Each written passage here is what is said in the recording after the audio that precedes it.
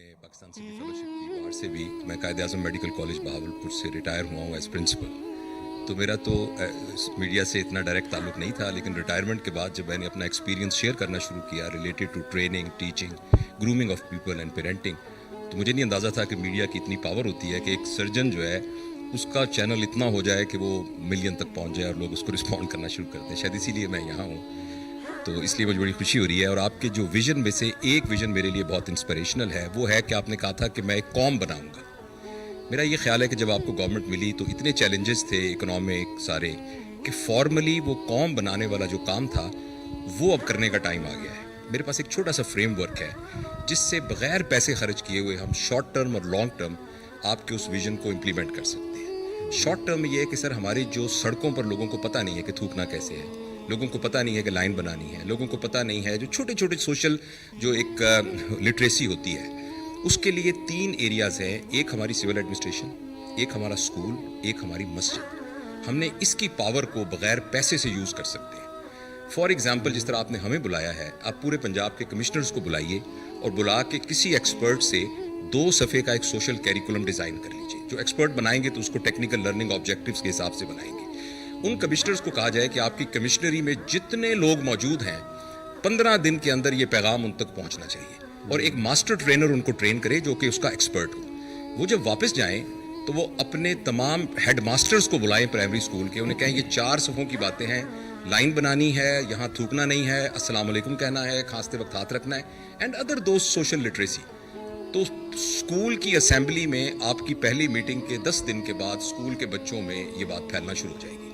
Number 2، مسجد کے مولوی صاحبان کو بلائیں. وہ بہت آنرڈ فیل کریں گے اگر کمشنر صاحب اپنے لان میں ان کو چائے پہ بلائیں. انہیں کہیں جی کہ حدیث سے شروع کر کے ہر نماز کے بعد یہ 3 صفوں کا کیریکولم ہے. یہ ریاست پاکستان کے آپ ریپرزینٹیٹو ہیں. مسجد ریاست پاکستان کا ایک انسٹرومنٹ ہے، تو ریاست کا پیغام عوام تک پہنچائیے. 4 دن کے بعد ہر نماز کے بعد لوگ کہنا شروع کر دیں گے. اور تیسرا، سول ایڈمنسٹریشن، جتنی انجمن تاجران سارے وہ جو commissioner, deputy commissioner, assistant commissioner کی پوری ایک ٹرینڈ پڑھے لکھے لوگ موجود ہیں. 15 دن کے اندر پورے پاکستان میں نوائز لیول ہو جائے گا کہ یہ 10 کام ہم نے نہیں کرنے. اور 15 دن کے بعد آپ ٹی وی پہ آ کے آپ یہ کہیں گے ماشاءاللہ، جیسے آپ سنتے ہیں آپ کو کہ آج کوئی پولیٹکس پہ بات نہیں کرنی، آج میں نے یہ 3 ہفتے پہلے ہم نے یہ شروع کیا تھا. آپ کی ریسرچ ٹیم اس کا ایک ڈیٹا نکال کے دے کہ اس کا یہ امپیکٹ ہوا ہے، اور 1 مہینے میں شارٹ ٹرم لوگ کہنے لگ جائیں گے اوے عمران صاحب نے کہا تھا نا آپ نے لائن بنانی ہے، لائن بناؤ، یہاں تھوکنا نہیں ہے کیونکہ وہ پتہ ہے فلاں بندے نے کہا تھا. اور یہ سارے میڈیا کے دوست اس کے اندر آپ کا ہینڈ بنیں گے. یہ تو ہے سر شارٹ ٹرم. لانگ ٹرم میں عرض کرنا چاہتا ہوں کہ ہمارے ملک کے اندر جو پیرنٹنگ کا ایریا ہے وہ بالکل ڈیفیشینٹ ہے. ایک 18 سال کے لڑکے کی 18 سال کی لڑکی سے شادی ہو جاتی ہے، کو اللہ اولاد دے دیتا ہے، لیکن ان کو ان کی پیرنٹنگ نہیں آتی، اور اسی نے آگے جا کے پوری نیشن بننا ہے. تو اس پیرنٹنگ کو کیسے ہم اپنے کیریکولم کے اندر انکلوڈ کریں جس سے جو ہمارے نئے بچے آ رہے ہیں ان کی تربیت ہو سکے. یہ ایک لانگ ٹرم پلان ہے جس پر بہت سارے ہوم ورک ہوئے ہیں. میرے کام کا سر جو سارا میں بھی پریکٹسنگ سرجن ہوں، آئی ایم لیپروسکوپک سرجن، لیکن ریٹائرمنٹ کے بعد اس پر میں نے کافی محنت کی ہے. آپ کی گفتگو میں ہمیشہ ایک ریفرنس ریاست مدینہ کا ہوتا ہے اور سیرت نبی کا ہوتا ہے. میں سر کالج آف فزن سرجن میں لیڈرشپ پڑھاتا ہوں اور سافٹ اسکل پڑھاتا ہوں. میں تمام چیزیں جو بیسیکلی ویسٹ کی ہیں ان کو جب ریلیٹ کرتا ہوں تو وہ اسوہ نبی صلی اللہ علیہ وسلم سے اس کا ریلیشن شپ مل جاتا ہے. جو کہ ویسٹ نے ریسرچ کر کے لی ہے وہ ہمارے پاس پہلے ہی ہمارے بزرگوں کے تحت موجود ہے. تو کسی طریقے سے جیسے آپ کو مبارک بھی سر، ہم سب کو بھی، کہ جو آپ نے سنگر کیریکولم ایڈ کیا ہے وہ 6ٹھی جماعت تک ناظرہ قرآن کا ہے. میری آپ سے یہ ریکویسٹ ہوگی کہ اس کے بہت ساری وائسز اس کے اگینسٹ ہوں گی، لیکن پلیز اس کو امپلیمنٹ کیجئے، جو کہ سارا ہوم ورک شفقت صاحب نے اور سب نے کیا ہوا ہے. اور قرآن وہ ایک ریفرنس ہے جس کے ذریعے سے وہ تربیت ہو سکتی ہے جو ریاست مدینہ کی تربیت ہے، نبی کریم صلی اللہ علیہ وسلم کے اسوہ سے ریلیٹڈ ہے.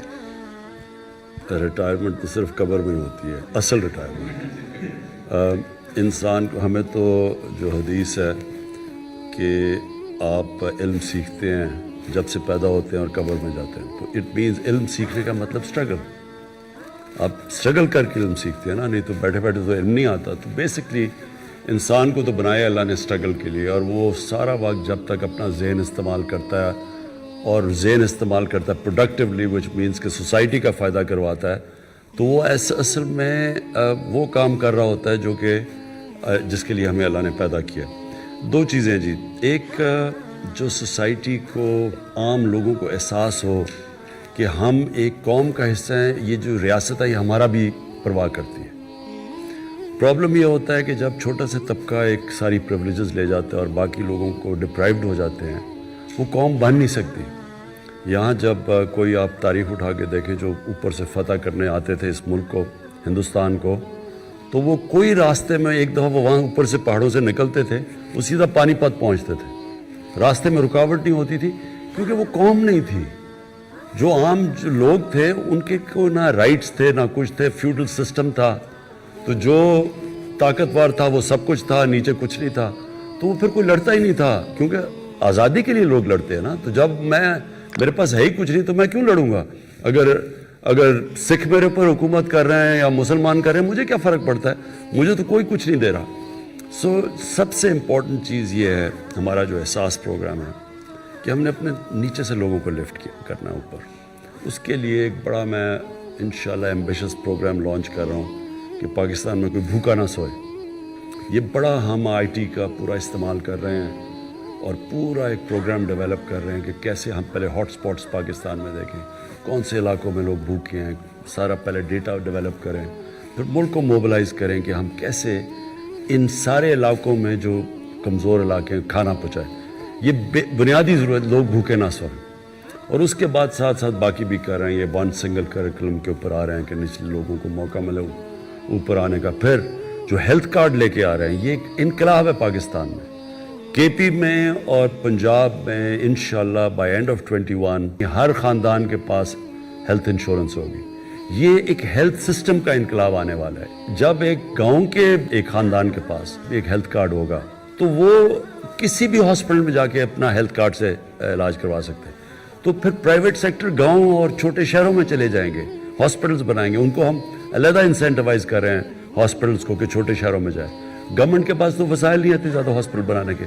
تو کیونکہ وہ اس لیے نہیں جاتے غریب علاقوں میں یا چھوٹے گاؤں میں کہ ان کو پیسہ نہیں بنتا. تو جب ہیلتھ کارڈ آ جائے گا تو وہ تو کہیں بھی جا کے اپنا علاج کروا سکتے ہیں. تو یہ ایک بڑا ایمبیشس پروگرام ہے ہمارا, یونیورسل ہیلتھ کوریج کے عام آدمی کو ایک علاج ہو, اور سیکنڈلی پھر کہ ایک پورا ہیلتھ سسٹم بن جائے, ان کے ڈیوٹی فری اکوپمنٹ لا سکیں. پرائیویٹ ہاسپٹلز, اوقاف کی زمین اور ایک ایویکیو ٹرسٹ کی زمین جو پڑی ہوئی ہیں, ان ساروں کو ہم ان کو کنسیشن ریٹس پہ ہاسپٹل بنانے کے لیے موقع دیں.